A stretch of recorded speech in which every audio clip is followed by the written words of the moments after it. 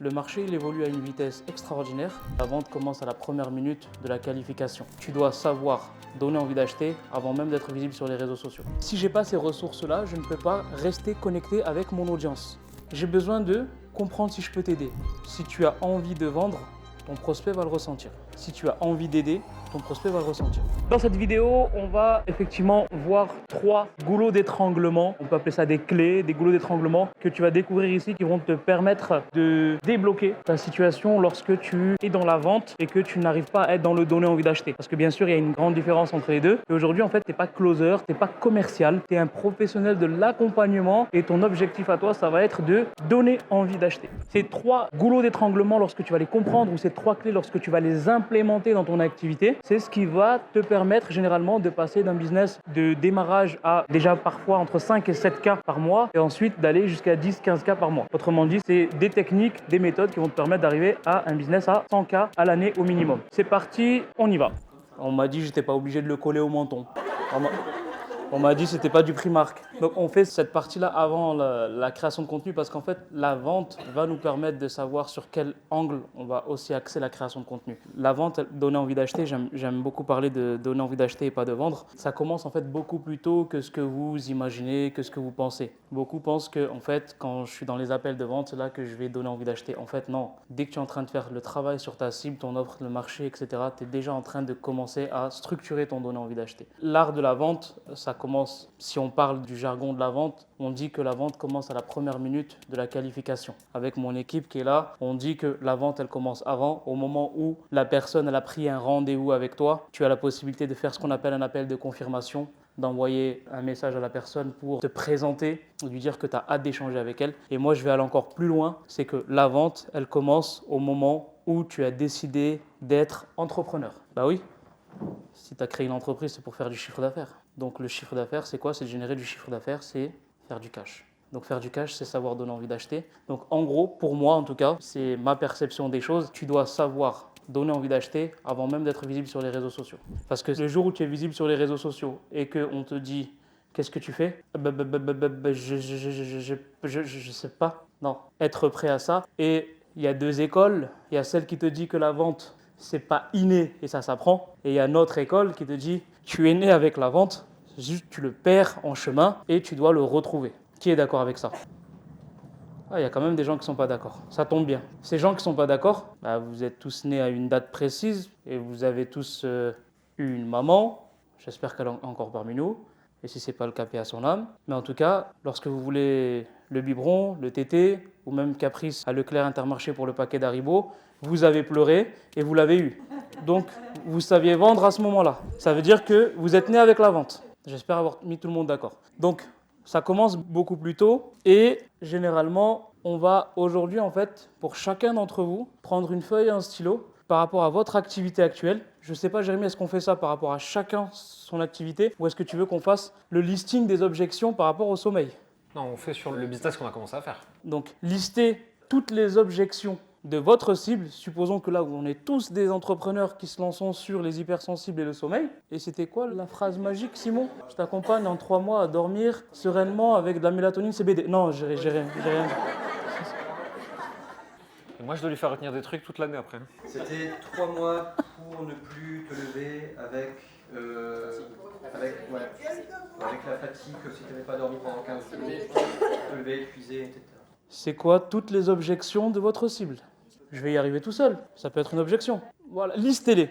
Bref, l'objectif ici, c'est que prenez 5 minutes, listez toutes les objections qui vous passent par la tête. C'est effectivement une chose, quand on a lancé Donner envie d'acheter, j'ai listé toutes les objections qui me sont passées par la tête et lors des entretiens exploratoires, j'ai aussi posé cette question.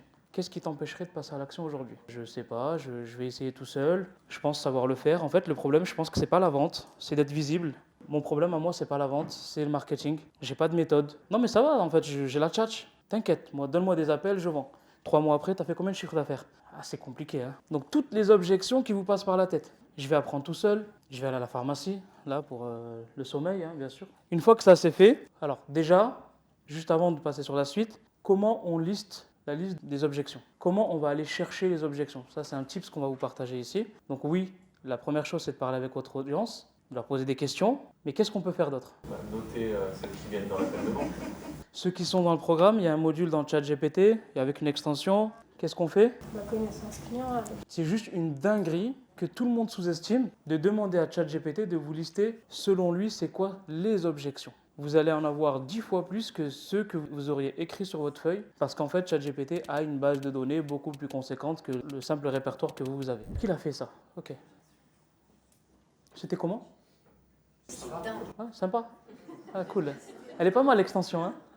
Ah, j'avoue. Ouais. Alors, il n'y a pas de secret. ChatGPT et parle avec votre audience, c'est ce qui va vous lister votre liste des objections. Et après, avec la team qui est ici, on a ce qu'on appelle le registre des objections.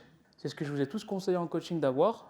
Vous, bon, vous pouvez le prendre sous une forme de carnet ou cahier. Nous, on a un fichier Excel. Vous pouvez très bien prendre un fichier Excel. À chaque fois que je termine un appel de closing, je leur impose de noter l'objection qu'ils ont reçue.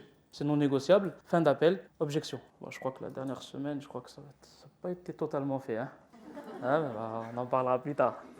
Hein? Mais très important, pourquoi? Parce qu'en fait, la liste des objections que vous allez recevoir, vous allez voir qu'en fait, c'est par tendance. Le marché est mature et c'est comme une courbe de fluctuation comme ça, comme la courbe du marché, trading, bourse, on en a parlé encore ce week-end, ces derniers jours. Et il y a des périodes où nous, on va avoir par exemple une objection qui revient plus souvent que d'autres. Le fait d'avoir ce registre d'objections, ça va nous permettre à nous d'être encore plus performants dans le traitement de l'objection en tant que sales, mais ça va surtout et aussi nous obliger à aller chercher des angles de création de contenu pour commencer à dégommer l'objection avant qu'elle arrive. WhatsApp, Jérémy, ça fait 2 semaines qu'on a cette objection-là qui revient le plus souvent. Pendant une semaine, sa création de contenu réseau social va être axée sur l'objection. Mais si nous, on ne lui remonte pas, lui, il ne peut pas le savoir. Comme vous prenez la majorité, c'est vous qui prenez vos calls, les objections que vous recevez doivent être traitées en création de contenu. Ça doit être une machine en continu. La vente vient nourrir le marketing alimente la vente. Celui qui pense qu'il a besoin que du marketing ou que de la vente, c'est comme s'il pensait qu'il avait, je sais pas moi, c'est quoi bref, vous avez compris. Donc il faut parler avec son audience en message privé. Je lui ai parlé tout à l'heure, j'étais avec Samir à la pause café, je lui ai posé la question, je lui ai dit Samir, est-ce que tu parles avec ton audience? Sa réponse était très pertinente. Rachid, je connais ma cible, ça fait 3 ans et demi que je suis dedans. Et Jérémy, ça fait combien de temps que tu connais ton audience? 15 ans. Combien? 15 ans. 15 ans. Est-ce que tu parles encore avec eux? Oui. Et en fait, c'est très important. Il faut comprendre que le marché est mature. Ah, t'avais déjà un micro. T'es obligé de me donner le... Ouais, j'avais pas vu. Mais tu vois, c'est le style, t'inquiète. C'est important de savoir que notre niveau de conscience, à nous, en tant que professionnels, il est complètement différent de celui de nos prospects. Si on pense qu'au bout d'un moment, en fait, on n'a plus à leur parler parce qu'on sait tout sur eux, ça peut être le début de la fin. Le marché, il évolue à une vitesse extraordinaire.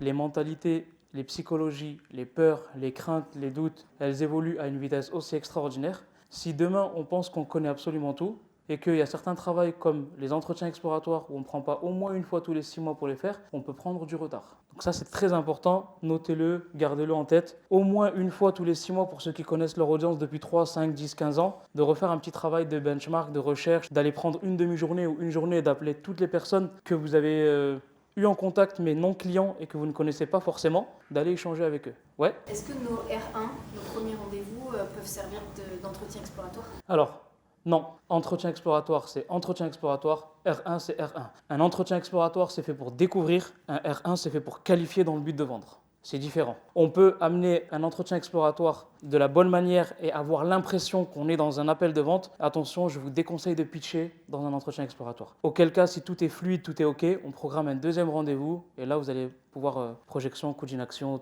auto-closing et on va pitcher. Qui a déjà pris parmi vous ne serait-ce qu'une demi-après-midi, même pas une après-midi, une demi-après-midi, 1 heure et demie de votre temps et de prendre votre téléphone et d'appeler tous les prospects que vous avez dans votre répertoire juste pour prendre de leurs nouvelles une fois qu'ils ont été pitchés. Qui l'a déjà fait? 2 sur 100.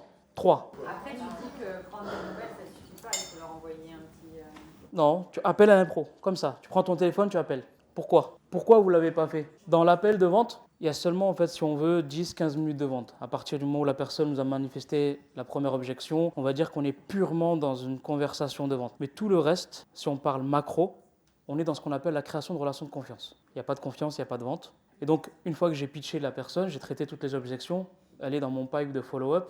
Follow-up, FUP, ceux qui ne savent pas, c'est le suivi. Une fois par mois, je prends une après-midi complète, bookée dans mon agenda, j'appelle toutes les personnes. Elles ne s'attendent pas à ce que je les appelle. Elles sont surprises que je les appelle. Et parfois même, j'appelle avec un autre numéro pour qu'elles ne savent pas que c'est moi qui les appelle. Oui, bien sûr, absolument. Pourquoi? Parce qu'en fait, dans mon process, je suis en follow-up avec ces gens-là. Ça veut dire que je leur envoie un message. 90% ne me répondent pas. Et ils me répondent 3, 6, 9 mois après pour me dire c'est bon, généralement. Si moi je les appelle, ils vont savoir que c'est un appel de vente, ils vont dire ah, Rachid, il veut me vendre quelque chose. J'appelle avec un autre numéro. Allô, c'est Rachid, de l'équipe de Jérémy Coleman. Comment vas-tu? Ah oui, Rachid, ça va, j'ai pas eu le temps. Non, non, t'inquiète, pas de souci. Écoute, c'est juste un appel de courtoisie. J'ai rien à te vendre, je veux juste savoir comment tu vas. Écoute, ça va très très bien. Comment t'avances? Ouais, écoute, c'est la galère, etc.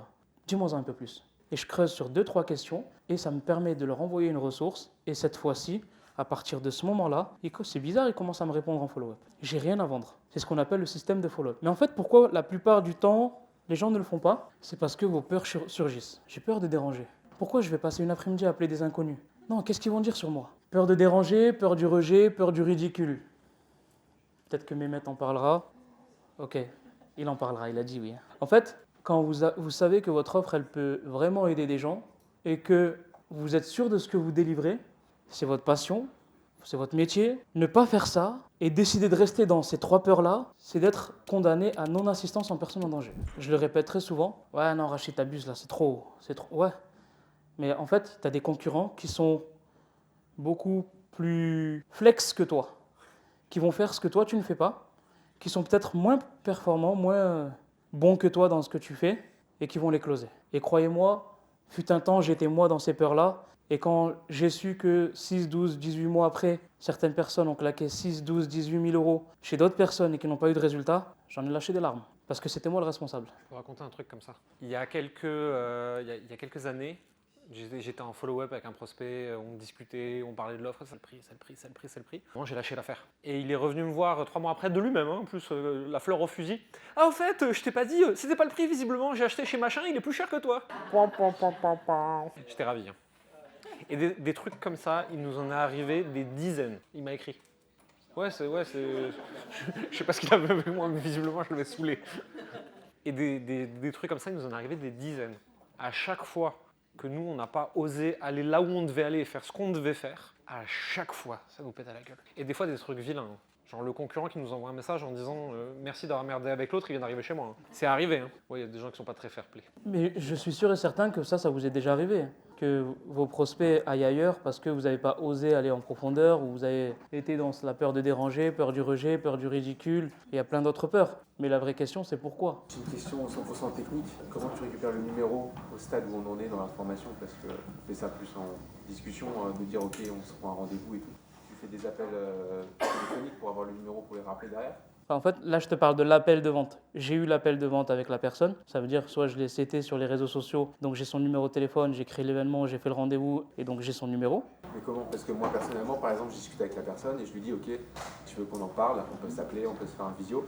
Et du coup, on s'organise un visio, Google Meet ou quoi. Lien Calendly ou lien autre, en fait, tu crées l'événement sur le Calendly ou une autre plateforme de prise de rendez-vous et tu mets la question, ton numéro de téléphone, obligatoire. Tu crées une base de données follow-up pour ton WhatsApp Business. Ok? Donc ouais, ça vous est déjà arrivé. Et la vraie question, encore une fois, c'est pourquoi? Qu'est-ce qui vous empêche d'aller en profondeur avec les gens? Qu'est-ce qui vous empêche d'oser poser des questions? Qu'est-ce qui vous empêche de leur poser la question, vous avez combien sur votre compte bancaire? Pourquoi vous avez peur? Sam, t'as combien sur ton compte bancaire? Allez. Bon, bref. À partir du moment où on sait que le traitement de la vente se fait sur le traitement des objections, autrement dit après le pitch, et que toute la phase précédemment, c'est ce qu'on appelle la création de relations de confiance, elle est installée. On ne peut pas parler 30-45 minutes avec une personne et que la confiance, elle n'est pas installée. Ça voudrait dire que j'ai pas fait d'appel, en fait. C'est pas possible de passer 45 minutes avec une personne et de ne pas créer une relation. C'est pas possible. À partir du moment où elle est là, je peux oser aller sur toutes les sphères. En fait, si je le fais pas, c'est que je m'auto-sabote et que j'accepte de ne pas vendre. Ou que je ne veux tout simplement pas vendre, en fait. Tout à l'heure, j'ai eu un échange dans le hall d'entrée tout à l'heure. Une personne qui me disait, je crois que c'est Conan qui me disait, j'ai pas été à l'aise à proposer mon prix à la fin, j'étais gêné. Ok, propose-le au début. Non, c'est vrai. Pendant toute une année, j'ai testé 3 choses. J'ai testé de proposer mon prix au début, très bon taux de closing. Au milieu, identique. À la fin, le même taux. Le moment où on doit pitcher son prix n'a pas d'importance. À partir du moment où tu es à l'aise. Si tu es à l'aise à proposer ton prix en début d'offre, bah écoute, oui, clairement avec ce que tu m'as partagé, on peut vraiment t'aider. Je vais t'expliquer comment je fonctionne. Est-ce que c'est OK pour toi? Oui, je demande l'autorisation de vendre avant. Très important. Juridiquement, Félix, t'inquiète. On est carré. L'offre que je vais te présenter, elle est aujourd'hui d'une valeur de 9 000 euros. Excusez-moi, je ne savais pas qu'il y avait une manifestation dehors. En une seule phrase, je vous ai tous closés pour regarder par la fenêtre. Donc, c'est d'une valeur de 9 000 euros, mais ça, c'est sa valeur. Au vu de cet échange-là, mon offre aujourd'hui, elle est à 7 500 en 2 ou 3 fois. Et pour les personnes qui payent en une fois, elle est à 6 000 euros. Ou sinon, j'attends la fin de mon pitch. Je le dis à la fin. La grande majorité de mon équipe le font à la fin aussi. Ils ont un très bon taux de closing. Et si j'ai envie de le mettre au milieu, entre le quoi et le comment, je peux mettre mon prix au milieu. L'objectif d'un appel de vente, c'est qu'il soit écologique pour vous. S'il n'est pas écologique, game over. Transfert de certitude, croix rouge dessus. Parce qu'un appel de vente, c'est un transfert de certitude avant tout.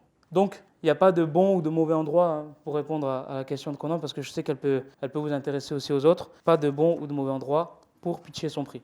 Pour ceux qui étaient dans les coachings du lundi, c'est vrai que c'est une phrase que je répète très souvent. Si tu as envie de vendre, ton prospect va le ressentir. Si tu as envie d'aider, ton prospect va le ressentir. Aujourd'hui, généralement, pour toutes les personnes qui sont dans la pièce, je génère moins de 30-40 cas peut-être même 50 par mois. Autrement dit, on est sur une entreprise à taille humaine. Quand on est sur une entreprise à taille humaine, l'envie d'aider, et alors attention, quand on est sur une entreprise à taille humaine et autres, l'envie d'aider doit toujours être plus fort que l'envie de vendre. Alors bien sûr, vous allez me dire, ouais, mais bien sûr, mon compte il est dans le rouge, j'ai envie de vendre. Oui, bien sûr, c'est le nerf de la guerre, c'est le chiffre d'affaires. Mais si ton envie d'aider la personne n'est pas plus fort que ton envie d'encaisser, ton prospect va le ressentir, tu seras vu comme un commercial qui veut juste faire sortir la carte bleue, ça donne envie de fuir. Donc donner envie d'acheter, c'est avant tout aider la personne dans son processus de prise de décision, et j'en reviens à oser, j'en reviens à pas mal de choses.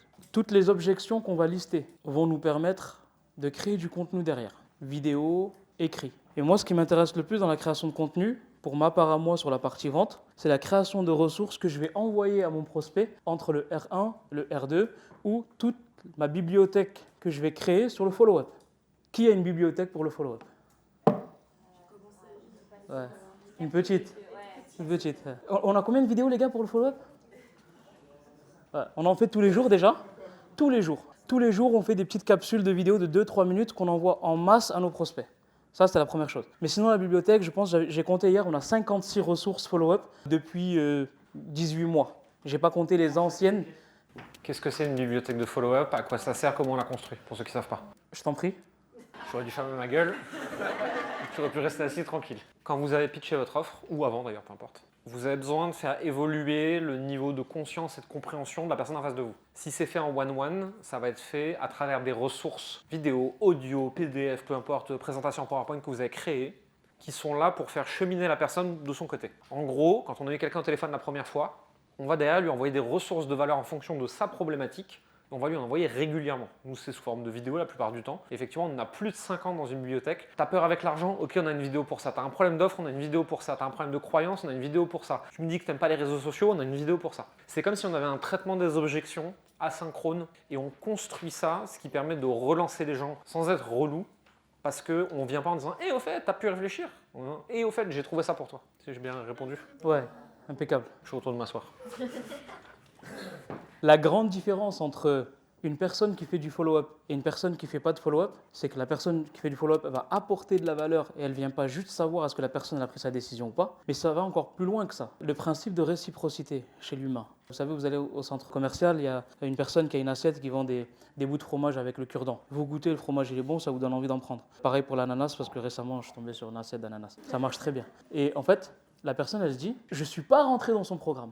J'ai pas payé et elle continue à m'envoyer des ressources qualitatives avec de la valeur. Et en fait, la grande majorité aujourd'hui, ce qui les empêche de faire du follow-up, c'est qu'ils se disent « Ah non, je ne peux pas envoyer de la valeur à une personne qui ne veut pas rentrer dans mon programme. » Mais comprenez en fait que ce qu'on appelle l'information et la formation, elles sont gratuites de partout. Aujourd'hui, ce que vous proposez, c'est de la transformation. C'est de prendre la personne par la main, de l'amener d'un point A à un point B le plus vite possible. Mais toutes les ressources que vous avez à votre disposition, qui vous empêchent en tout cas, vous vous auto-sabotez, les histoires que vous racontez à vous-même, de ne pas donner ces ressources-là, c'est un auto-sabotage. L'information et la formation doivent être partagées. Alors attention, je ne dis pas de tout donner non plus.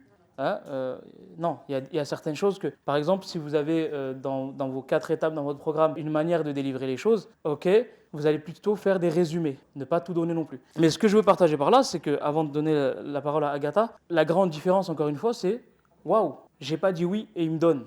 Et il continue à me donner. Pour ceux qui veulent voir, tout à l'heure ou cet après-midi, je vous montrais mon WhatsApp Business. Et il y a des personnes que j'ai follow-up pendant 18 mois en en monologue. Ouais, en monologue. Je vous jure, la team est au courant, en monologue. Regardez. Hop, je défile. Et un an et demi après, c'est bon Rachid, j'ai trouvé la somme, je vais démarrer. Ouais, je suis à l'aise avec le monologue. Moi, je m'en fous que tu réponds pas, je sais ce que je t'apporte. Je t'apporte de la valeur. Tant que tu me dis pas, Rachid, va te faire... Moi, je continue. Et récemment, encore une fois, récemment, ça fait depuis avril 2023, ce que je t'ai montré tout à l'heure, que je follow-up une personne. Elle me répond pas. Elle ne me répond pas. Elle me lâche des vues, elle me répond pas. Et j'ai continué jusqu'à juillet 2024. Donc 1 an et quelques mois, cette personne a pris un rendez-vous avec un membre de l'équipe et aujourd'hui elle est dans le programme. Mais si je n'ai pas ces ressources-là, je ne peux pas rester connecté avec mon audience. Ce qui signifie que si je n'ai pas une force publicitaire ou une force de frappe à la même hauteur que mes concurrents, je vais me faire envahir. Avoir des ressources follow-up vous permet de rester connecté avec votre audience. Toutes ces ressources follow-up que vous pouvez créer, elles proviennent des objections. D'où l'importance, encore une fois, de lister vos objections. Voilà ce que je voulais partager avec vous ce matin sur la partie avant création de contenu. Donc, les objections vous permettent de mieux connaître votre audience, de créer des ressources et surtout et aussi d'articuler donc une stratégie de contenu sur vos réseaux sociaux. Je vais prendre juste 2-3 questions et après... Il y a ces ressources qu'on va mettre dans les follow-up. Est-ce qu'il y a une différence? Est-ce que c'est la même chose? Est-ce qu'on peut transmettre et la création de contenu qu'on fait sur les réseaux sociaux directement dans ces follow-up? Ouais. Nous, on l'a déjà utilisé quand on fait des grosses vidéos. Elles vont, ou même de petites vidéos d'ailleurs sur Instagram ou sur Facebook ou peu importe. Au bout d'un moment, plus personne ne les voit. Enfin, très peu de gens. En fait, nous, on peut les déterrer pour les utiliser en follow-up, même si elles ont été publiées publiquement. Comment, dans ton contenu, tu traites les objections sur l'argent et pas sur le sommeil, et pas sur le bien-être, sur l'argent? Alors, c'est simple et c'est délicat en même temps. C'est simple dans le sens où, en fait, c'est du mindset de passage à l'action, du mindset de coût d'inaction, de ne pas investir. Maintenant, c'est délicat parce que si tu rentres trop dans les détails, tu vas pouvoir peut-être donner des conseils sur l'endettement et tu n'es pas câblé pour ça et c'est interdit. Donc en fait, il faut vraiment trouver le juste milieu et nous, on l'a fait ça. Il faut mettre en place un gros disclaimer. À partir du moment où vous voulez parler d'argent, d'investissement sur soi, de s'endetter, d'emprunter à des proches, peu importe, dès qu'on parle d'argent et de l'argent des autres globalement, à moins d'être agréé de tous les trucs là, attention, ceci n'est pas un conseil en investissement, je ne suis pas conseiller financier, je suis biaisé, j'achète ça, je vends ça, je crois à ça, je ne fais que vous partager mon expérience d'entrepreneur, tirez-en vos propres conclusions, investir comporte des risques, ne faites pas n'importe quoi avec votre argent. Et je l'ai répété, je peux le faire par cœur. Comment on différencie en fait à quel moment et quelle personne on doit continuer à... Les prospects que je contacte pour la première fois, les prospects que j'ai déjà qualifiés, les prospects que j'ai déjà pitchés. Les personnes que j'ai contactées mais qui n'ont jamais répondu, je ne vais pas leur envoyer des ressources de valeur. Je leur envoie des gifs pour qu'ils répondent avec un chat qui tapote sur son téléphone, quoi. Je le fais vraiment. Ou alors le squelette avec le téléphone comme ça, genre il y a des gens qui sont morts en attendant. Je l'ai déjà fait aussi. Je suis sûr que je l'ai fait à certains d'entre vous d'ailleurs. Je te l'ai fait toi. Il me semble sur Telegram. Quand on est en appel de vente, on tombe facilement dans le fait justement de commencer à coacher la personne, d'essayer de lui prouver un petit peu. Comment on peut éviter ça quand on est en appel de vente, justement de ne pas commencer à vouloir déballer la solution, prouver à tout prix qu'on va acheter chez nous? Pour résumer, la réponse, elle est simple et claire. Qui se justifie se crucifie. Je n'ai pas besoin de me justifier, je n'ai pas besoin de montrer que je suis un expert. Si tu as pris un rendez-vous, c'est que tu as besoin d'aide et que je vais te faire conscientiser que moi je peux t'aider et que c'est le bon moment. Mais en aucun cas rentrer dans « je veux te montrer ma posture d'expert ». Je vais vous partager quelque chose qui est très important. C'est un conseil du père d'un ami que j'estime énormément. Il lui a dit « La personne forte n'est pas celle qui veut paraître forte, mais celle qui fait prendre conscience à la personne qu'elle est forte ». Autrement dit ici, je n'ai pas besoin de montrer mon expertise, j'ai besoin de montrer à la personne qu'elle peut y arriver. Et c'est à travers ce chemin que moi je serai vu comme quelqu'un d'expert. Je n'ai pas besoin de montrer mon expertise, je n'ai pas besoin de me justifier, je n'ai pas besoin de rentrer dans le conseil et le coaching. Sinon, la seule chose qui va se passer, c'est « merci beaucoup, Aïssa, tu m'as apporté énormément de conseils, je vais essayer tout seul, dans 1 an, si j'y arrive pas, je reviens vers toi. » Donc, qui se justifie se crucifie. Je n'ai pas besoin de me justifier, j'ai besoin de comprendre si je peux t'aider. Case validée. J'ai besoin de savoir est-ce que tu vas faire partie de ceux qui vont lever la main ou de ceux qui vont rester dans leur coin. Non, tu es motivé. Case validée. J'ai besoin de savoir est-ce que ma méthode, elle va être appropriée en fonction de ton profil. Oui, case validée. J'ai besoin de savoir est-ce qu'aujourd'hui, dans ton entourage, dans ton environnement, est-ce que tu es soutenu, est-ce que tu es encouragé ou est-ce que vraiment tu es seul? Auquel cas, je sais que ça peut être délicat, ça peut être un petit peu compliqué pour toi si tu es tout seul. J'ai besoin de savoir si financièrement c'est accessible pour toi. Ce n'est pas un blocage, mais j'ai besoin de le savoir. C'est des cases. Un appel de vente, c'est des étapes. On peut coacher à certaines limites. On peut apporter des conseils à certaines limites, mais en aucun cas pour montrer que je suis un expert, mais plutôt pour faire prendre conscience à la personne. D'ailleurs, la définition du coaching, c'est ça. Si je ne me trompe pas, parce que moi, je ne suis pas diplômé en coaching, c'est de faire prendre conscience aux gens de certaines choses, c'est de leur donner le pouvoir de trouver eux-mêmes les réponses. C'est ça? Vous êtes sûr? Ok. On met fin à cette session de questions-réponses. On a d'autres choses à démarrer. C'est bon, ton micro il fonctionne? Merci beaucoup. De rien. On réparer. Je peux parler de nouveau.